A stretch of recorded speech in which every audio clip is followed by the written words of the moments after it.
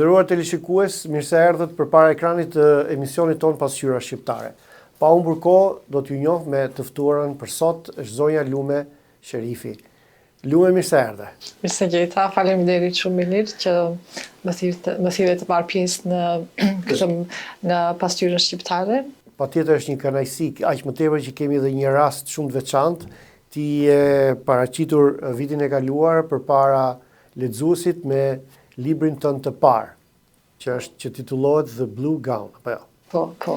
Të përgëzoj për këtë libër. Faleminderit shumë, faleminderit. Unë nuk jam ekspert i letërsisë, sigurisht, por jam një lexues mesatar, edhe të paktën për një gjë jam i sigurt që dita vlerësoj ndjenjen kur shkrimi vjen plot histori të vërteta njerëzore.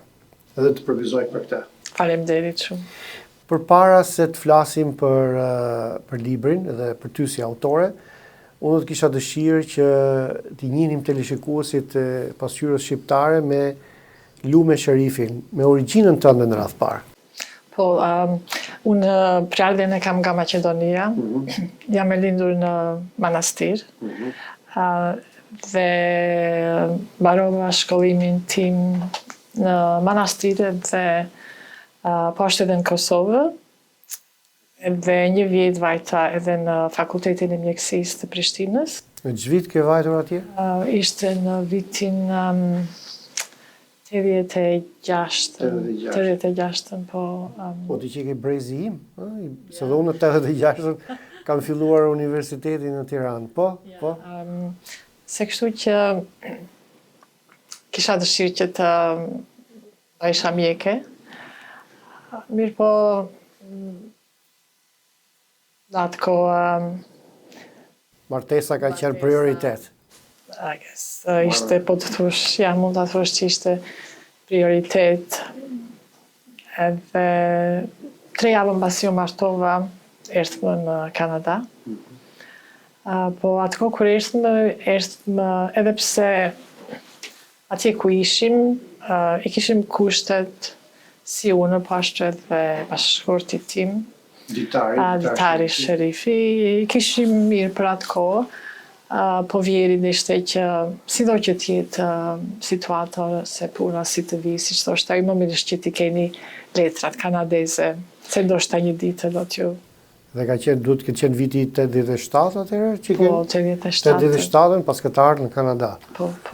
Wow. Krijot familje këtu, bot me fëmijë. Sa fëmijë keni? Unë kam 2 djeme e 1 vajzë. I pasur me jetë. Faleminderit edhe ti gjithashtu. Je bërgjyshe? Po. Ashtu, ha? Kusht ka bërgjyshe, një nga djemë? Të 3. Të 3? Mashallah. Faleminderit. Mashallah. Edhe me çfarë merresh këtu tani? Unë jam infermieres që kur erdha në Kanada, nuk vazhdova dot fakultetin. Edhe mirë po vajta në universitet, do kurse i mora, që su në gjuhën anglisht vetëm si refresher. Edhe tërkohën që kur kam qenë në Kanada, që kur kam erdhur, kam punuar edhe akoma punoj si infermiere në spitalin, departamentin veshkave që kanë gastrokes, pacientët që janë diabetik, po edhe që kanë komplikime të tjera. So departamenti tonë është i vetmi në spitale që i ka shumë specializime në një department, është një florë. Dhe kjo është një sfidë për një punonjës aty, apo ja? Është një challenge? Është një challenge, po tërkohën, për shembull, çdo herë duhet të marrim kurse të reja, që thonë, we always have to upgrade ato, që të rrimë në hap me teknologjinë, me kohën, se për shumë do njërë mentonin se ato që kanë stroke, edhe beten ashtu ose me shumë kohë, po tani të studime të reja që i bëjnë, e thonë nëse ka një kohë specifike që po të arish ma të kohë, mund të përmisojnë, ka shumë që bëjnë edhe më mirë, gjë që është shumë pozitive, edhe është pashtu edhe timi që jemi aty si fizioterapistët, si mjekët, si neurologistët, të tërë punojnë shumë afër që natyrisht që të ndihmojmë pacientin sa më shpejt e sa më mirë. Po. Kur lexon librin tënd të parë me tregime, kupton që ti je një infermiere përkushtuar. Ky përkushtim është pjesë e natyrës tënde, personalitetit tënd, dashuria që i jep njerëzve është diçka e lindur te ti apo është e fituar gjatë punës, gjatë jetës? I mend që në fillim që kur isha vajza e vogël, çdo herë isha të bëj një profesion që t'i ndihmoj njerëzve. Mandej më kujtohet edhe uniforma e infermierëve në atë kohë më pëlqente, se di si ishte dhe juve në Shqipëri, po infermierët kishin këto të ne me përparse të bardha. Të bardha edhe blu edhe me këto feste, se di më dukeshte gjë e bukur se edhe infermierët dhe ti di do një kur smureshim neve tashi për shembull na japin hapa antibiotics para duhet të shkonje çdo ditë për shembull 7 herë që të t'jepin injekcione dhe ishin të këndshme edhe më vinte çdo herë se o do vim atje se infermiera do na bëjë të ndihemi më mirë dhe si e vogël desha thosha në stim edhe unë një ditë dua të bëjmë infermiere ose mjeke. Duke patur këtë pozicion si një njeri shumë afër triumfit të jetës në rastet kur i ndihmon njerëzit që të shërohen, por edhe shumë afër vdekjes. Ky është një pozicion për një shkrimtar, për një autor, le të përdorim fjalën autor në rastin tënd. Është ende herë të quajmë shkrimtare, por si autore ky është një privilegj, sepse t'i jep mundësinë të prekësh nga afër personazhe, fenomene, ndjenja, emocione shumë të veçanta që rrallë kush nga njerëzit e tjerë ka fatin që t'i njohë dhe t'i prek. Të ka shërbyer kjo punë si ngacmim për të marrë penën, për të ulur, për të shkruar, apo është një talent i hershëm? Dashurinë ndaj shkrimit e kam patur, apo si thoshti talentin që e vogël, ku shkruajta poezinë e parë me titull Ja kushtova motrës time, edhe që është motra ime. Në atë kohë në manastir, në Maqedoni mori vendin e parë në konkurrencën e moshës time që isha atëherë. Po mbasi shkruajta atë poezinë, nuk u shkruajta më shumë, pse me mësimet, me ata dhe nuk i përkushtova që çdo herë kam dashur të lexoj dhe vazhdova të lexoj libra, po shkrimit e lashe shkrimin. Dhe ju ktheve shkrimit pas sa vjetësh? Shtjeva shkrimit maybe pas 30 vjet, pas 20 vjet, ja. Edhe pse kur erdha këtu, edhe të desha ishte jeta siç e diti këtu është shumë dinamike, dhe me punë të re, mëson si të bëhesh, për shembull se kur je infermiere, vete në shkollë, që thotë englezët, you becoming, ti je infermiere, po është ka shumë gjëra që duhet që mësosh kur je në punë dhe e sistemi këtu, e rregullat janë shumë më ndryshe se sa në vendin tonë. Edhe orari i punës është i gjatë. Ndonjëherë edhe u bëra në rregë, se kështu s'kisha kohë që të merresha me shkrim. Po shkrimin tënd të parë ja dhe dikujt që ta shikoi, të dha një mendim, kush ishte ky njeri? Librin kur e shkruajta? Jo, librin, tregimin e parë. Vajzës time. Kur fillova ta shkruaj librin, dhe ja tregova vajzës time, edhe ajo fillovi ta lexojë, dhe më kujtohet fillovi të qajë. E thash, pse qanë, Floriana, po tha, janë shumë të dhimbshme. Se ashtu lë librin, flas pak edhe për veten time, neve të gjithë, shumë si njerëz, çdo kush për neve ka ato jo përvojë, po gjëra që ka vështirësi të, sidomos neve si imigrant, kemi këto vështirësi të Cila ka qenë vështirësia më e madhe e jotja si emigrante? Vetmia, largimi nga familja, nga trungu? Të gjitha ato së bashku. Vetmia, po këtu shumë kisha bashkëshortin, jetuam me vjerin, edhe ato janë familje madhe prej burit, po unë si nga familja time nuk u kisha këtu, edhe unë çdo herë kam qenë shumë e afërt me prindrit, me vëllezërit, me motrën, edhe asnjë s'kam dashur që të ndahesh. Të ndahem, çdo herë kam menduar që aty u linda, aty u rita, edhe aty do të vazhdoj të jetoj.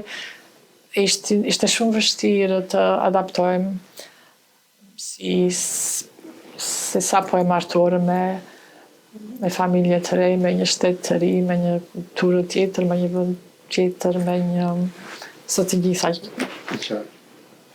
u mblodh në pak shumë shpejt. Pra në këtë librin tënd të parë nuk gjenden vetëm përvojat e tua si infermiere në spital, por edhe copëza nga jeta jote apo jo? Element autobiografik. Vetëm një copë e vogël, se u kujtohet për shumë feminianeve, unë u linda në qytet në Manastir, po kishim edhe shtëpi në fshat, edhe verës atje i kalonin pushimet. Dhe sado që unë e dua qytetin, edhe kur shkonim verës në fshat, ato kujtimet, çdo herë më kthehen. Ajo është vendi për shembull që sa herë që mendoj për vendin tim, çdo herë e gjej veten atje. E përfituron vetëm në fshat. Po. Ishte shtëpia e gjyshërve apo dhe e prindërve? No, ishte shtëpia e prindërve, edhe nëna time e ishte fshatin shumë, po babai joa që... Lume, në libër ti prek disa tema të ndjeshme, rolin e njeriut si qenie shoqërore, nevojën për dashuri, për ndjeshmëri, për dhimbshuri, rolin e familjes në jetë, sakrificat në profesionin e infermieres, nevojën për të përmirësuar komunikimin mes njerëzve të tjerë. Unë do doja që të preknim disa prej tyre. Për shembull, do doja të flisnim për rolin e familjes këtu në Kanada dhe do thosha që nuk ka manifestim më të qartë të nevojës për të patur një familje të shëndos se sa kur sëmuresh dhe te koka nuk ke askënd që të thot një fjalë të ngrohtë apo të cilë një gotë ujë. Më shpjego pak si ndodh kur pacientët lëngojnë në vetmi në spitalet kanadeze, si e përjeton ti si shqiptare? Edhe si njerin rreth parë. Është shumë vështirë. Ishte një shoqe një ditë edhe më kujtohet kur ma atroqi me mendjen për para ca kohë, thash edhe sa keq. Ishte një 40 ca vjet, da nuk kishte motor, po s'kishte komunikime, s'kishte asë njëri tjetër, thash sa keq, asë të zvjen ta shikoje, si është e mundur kështu. Edhe tha, po, do një njerëzit këtu, bëjnë, i marrin ato veprime, që nuk u mentojnë, nuk kanë konsiderat për shumë se çdo t'i ndodhë. Edhe ato janë choices që ato bëjnë. Po së pak kur vinë në spitale, ato asnjë nuk janë vetë, se çdo herë kujdesemi për ato. Se s'ka lidhje që ka njeri apo s'ka njeri, çdo herë mundohemi që çdo njerin ta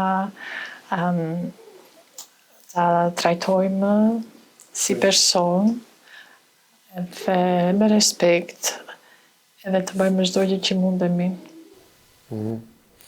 Po në lidhje me komunikimin mjek-pacient, çfarë mund të më thuash? Si mendon, a është e drejtë që një pacienti me diagnozë të rëndë t'i thuhet që më parë fundi? Po kjo pyetje ka edhe po e jo, s'është... Nuk është bardhëzi, ja? Jo, nuk është bardhëzi. Tani, me ligj, më parë si ishte ky ligj, po me ligj tani kanë bërë që pacienti ka të drejtë që të dijë. Pse do të thosh, sepse për shumë gjëra, po njëra për atyre është se edhe për tërë ato financat, ofertat që kanë të tyre, shtëpinë, trashëgimin, pasurinë që kanë, duhet t'i vendosin ato gjëra, po si kanë bërë, ajo ka rol të madh. Edhe dyta është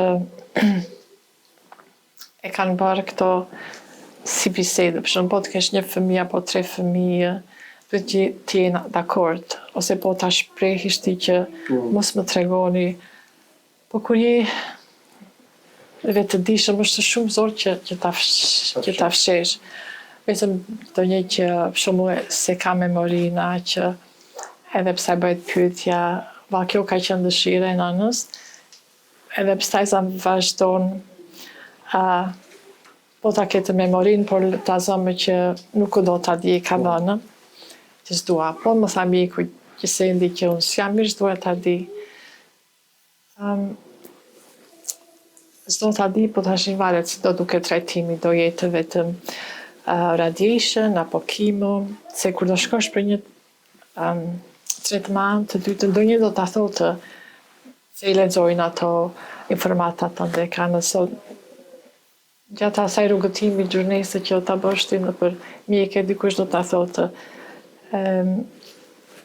Në raste që pacienti nuk do ketë për shembull e ka jetën të shkurtë, e ka komplikime të tjera, edhe dimi që nuk do mundesh të ta duroj, po ka raste që të mirë. Ndoshta duhet ta di më mirë drejtë për të. Po s'është përgjigje, po e sa jo. E kuptoj. Si përgjigjen grupet të ndryshme etnike ndaj sëmundjes, ndaj vuajtjes përgjithësi, ndaj vdekjes? Si janë për shembull anglosaksonët në krahasim me popull si shqiptarët që vinë nga një kulturë më e ngrohtë, më mesdhetare, me familje më të lidhura? Mund më bësh një dallim? Po, në shqiptarë qyteti jemi më të ngrohtë, më të afërt. Akoma është ajo dashuria ndaj njëri tjetrit, kur njeriu ka nevojë që në spitale bashkohen, vinë.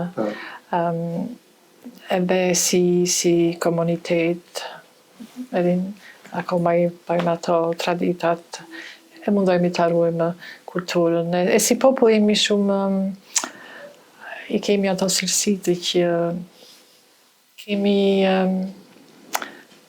këto dashuri ndaj njëri tjetrit, si shqiptarë që jemi, si bashkëdhetarë që jemi, edhe akoma e kemi atë lidhje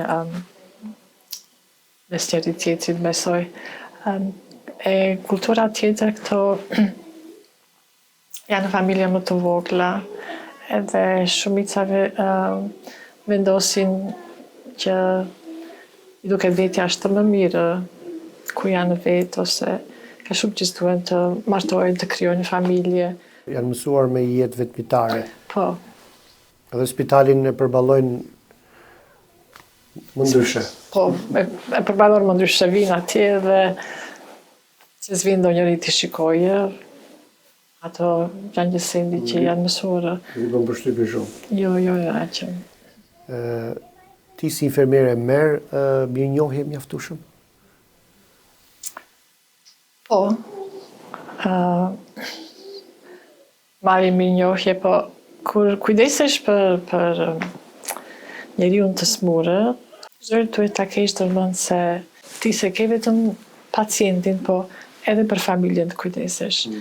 Për shembull, kisha një rast, e jam një ishte në emergency shumë ditë, ndajti 3-4 ditë, erdhi në florin tonë, së kryen emergency, sidomos tani shpitalet janë shumë të karkuara, kemi se diva ke dëgjuar edhe hallway patient, tash s'ka as kuzhinë, s'ka as dhomë e vizitorëve, të tëra janë bërë dhoma të pacientëve, edhe erdhi ajo, më kujtohet edhe e tha kush është infermierja e nënës time, kush do jetë, tha shumë do jem. Edhe tëra atë që ishte mbledhur, edhe nisi, tha, nëna time ka kaq ditë, ishte poshtën, nuk e dini ma ishte ditë apo natë, ajo do kështu e këtë e do, atë se do. E në ato raste, duke punuar në disa vite, nuk e marrë si ofendim personal, apo si do një gjë që kam barunë, se diku të shkarkohet. Diku të shkartoj, unë sa e njoftova, që po në ato raste vetëm me i dëgjoj. Dëgjoj, se qyteti ato duhet të nxjerrë një kunde, pastaj e thash unë, për shumë mirë thash më vjen shumë keq që ka pasur kështu përvoja. E në nëntënde thash nuk e di unë, po këto 4 ditë do jem infermiere, asajle do mundohem të atije, të bëj atë që mundem për në nëntënde. Raporti pse ndryshovi.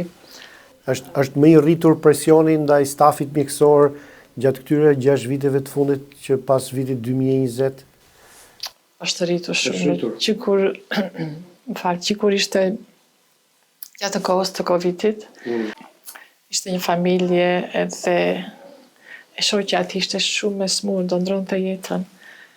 Edhe erdhi ai në katin e 5 ku punojme, atë ditun isha një nga infermieri që isha përgjegjëse për tërë departamentet, dhe ligjet për vizita ishin, se di të kujtohet, po ishin shumë të... Kujtohet shumë njërë. Ishin që thotë shumë të restriktuara, shumë të kufizuara, edhe s'mundeshte asnjë që të shkoj tek ai të kalonte ato kufitë. Sa vjen ai jati me ato dy vajza, ta duan ta që të shkojnë, ta shikojnë anën të thonë, lam të mirë, po tha s'na i lanë vetëm njëra, se 2 veta. E tha duhet mjekun që jetë edhe mjeku që ndoshta edhe ju do të na ndihmojë të gjysh. Thash unë do ta thres mjekun, po më duket se ishte gati nga fundi orarit të punës, se zakonisht edhe mjekët edhe infermierët kanë kohë të saktuar kur ndrojnë. E tha unë ta shumë po, i mora mjeku telefon dhe mërë se di kush ishte, se kisha parë dhe gjurë më parë. Edhe nuk ishte ai kënaqur aqë se tani po e mbaroj në orarin tim edhe ato ishin të ngarkuar shumë, tani duhet të vi sipër. E nga ana tjetër i thash këtij burit po mund të vini. Tha të 3, tha shumë po të 3. Se kisha këtë sekretaren më kujtoj, tha nuk, tha si, tha që bën kështu, tha s'mund ta bëjmë këtë gjë. Po thash ka raste, ky rast thash, ajo është rasti që do ta bëjmë. Thash atë ditë kur nuk do i kemi këto ndjenja, këtë dhimbje, këtë mirëkuptim, këto emocione ndaj familjeve, thash atë ditë është që s'dua t'je bëjmë shumë infermiere. Niset se zgjat më ca. Si histori me nazista, më duket. Ishte të mirë, so mjeku, kur erdi mjeku, bisedovi me ato, e më dhe fund, edhe ju tha faleminderit, tha më falë, tha që ndoshta u shpreha pak rëmtësisht, se si mund të thuash, jo ti në kur shkon 2 teenager, edhe sekretarja që tha no se bëjmë do të këtë gjërsa, përpara se të vetëm shprimë dërgovi message, tha do më fali shumë, tha po shpresoj tha që ti është një infermier aty me një ditë. Lume, unë pak më parë të pyeta lidhur me mirënjohjen, nëse merr mjaftueshëm mirënjohje. Më duket se ke shkruar një poezi me mollët, ë? Po. Ka mundësi ta lexojmë për teleshikuesit këtu? Do kisha dëshirë që ta lexoje ti vetë. Ta marrën atë dhe ta jap. Të lutem. Patjetër. Ishte i Shqipërisë. Ky zotiu që shkoi pacient shqiptar dhe dojti 2-3 javë në spitale dhe atë ditë, mbas dite do shkonte në shtëpi, më kujtua një ditë dhe shkruajta poezi. Tash do t'i vë syzat edhe do ta lexoj. Poezia e ka titullin Two Apples. I met old Mr. Besim one quiet afternoon, an Albanian gentleman humming a gentle tune. He held 2 apples in his old hands, a simple gift, the best he could command. For all the care you have given me, he said, with gratitude and kindness softly spread. I smiled at him, no worries at all. We'll share them gladly, we'll make them small. I will cut a piece for each of us here, so everyone gets a little cheer. He shook his head, his eyes so bright. You girls deserve far more than I might. I don't have much, it's all I own. These apples are my thanks alone. Two humble fruits, both red and sweet, turned into a moment warm and complete. For kindness isn't measured by how much we give, but by the love in the way we live. And in those apples, simple and true, he gave his thanks and his heart too. Bravo, shumë bukur. Thank you. Faleminderit. Kaq natyrshëm, kaq rrjedhshëm, edhe me rim, por nuk është e lehtë edhe të rimosh, ndërkohë që thur vargje. Të vjen natyrshëm kjo. Po, më vjen shumë... Ke shumë të tilla? Kam shumë të tilla. Po t'i botosh si e ke? Tashi po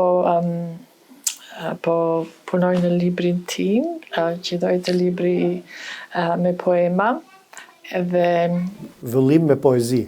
Po, çdo ditë kur kam kohë shkruaj, se në të njëjtën kohë jam duke shkruar edhe novelën time. E tani, po, këtë kohë të fundit, shpresoj ta mbaroj. Novelën tënde, domethënë një roman, autobiografik do t'jetë? Do t'jetë një novellë për jetën e dy vajzave, do t'i shoqëroj që në fëmijëri, edhe derisa ma ato martohen edhe bëjnë nëna vetë edhe kanë fëmijët e tyre.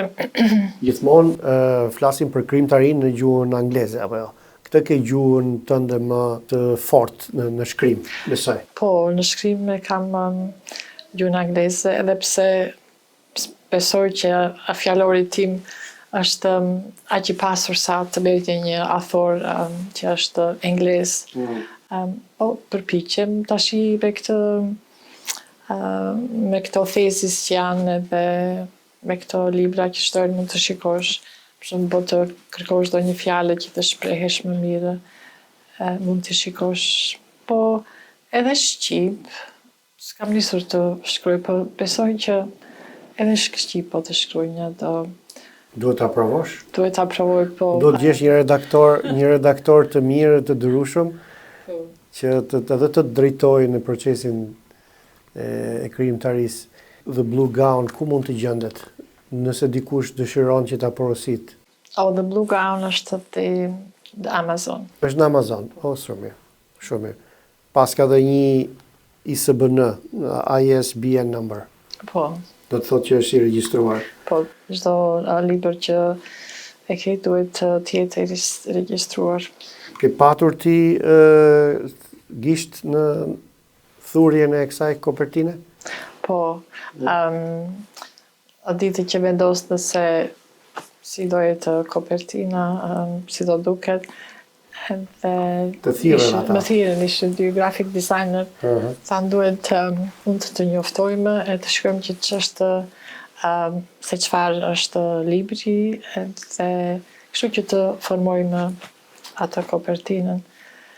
Edhe mbas asaj bisede, e kur I shpjegova se ç'është edhe se çfarë kërkonja, erdhëm në këtë. Pas ke bërë dhe disa falenderime në fund, ke falenderuar shtëpinë botuese Pristine Printing, familjen Prishtina, Diksha Tandon, George Onuska, Simon Gabi, mirë I thash emra? Po, Simon ishte editorja time, George Onuska ishte fotografi që... Pastaj Liza Omeri dhe Klodiana Çukaj, prindët Emin Elmazi dhe Semia Elmazi, vajzën Floriana, bashkëshortin, ditarin dhe gjithë familjen thua. Po. Shumë bukur. Follow me on Instagram The Blue Gown Book. Okej. Do ta vendosim dhe në ekran. Faleminderit shumë.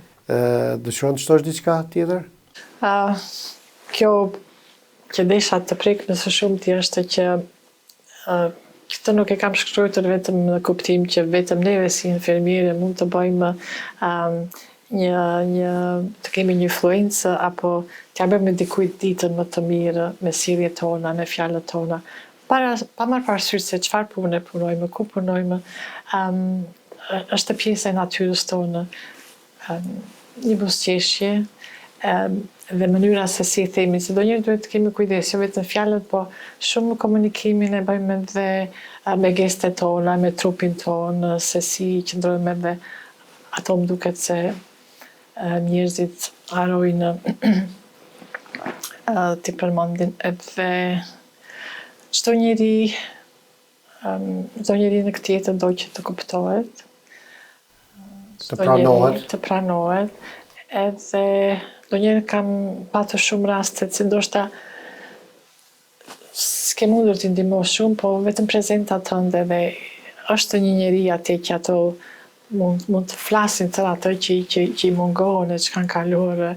E ditë ato që ti nuk mund t'ja ndreqish ato që ka kaluar ose se ç'ndodh tani, po së paku ti bësh një vesh, ti bësh një shpadull. Ja, e shumë njerëz i mungohen ajo se s'kan me këtë flasin, s'ka kushtit një gjoje. Ajo ka rëndësi të madhe.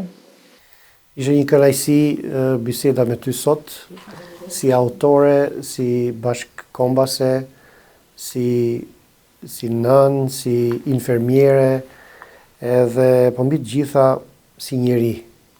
Këtë vlerësoj, edhe pavarësisht cilësisë letrare, sepse unë e thash dhe në fillim, unë nuk jam ekspert që të gjykoj, por ndjenjën di ta vlerësoj. Edhe mesazhin që përcjell një shkrim i qartë, i pastër, i bukur, shumë njerëzor, di ta vlerësoj dhe të përgëzoj për këtë. Të falenderoj edhe për kohën. Faleminderit shumë që më thirrë, ishte një nder i madh. Shpresoj të takohemi sërish te botimet e ardhshme. Faleminderit shumë dhe falenderoj edhe shiqësit që ndoshta një ditë do na përcjellin. I dëshiroj të gjithëve dashuri dhe qetësinë e paqen në shpirtet e tyre. Ngoja.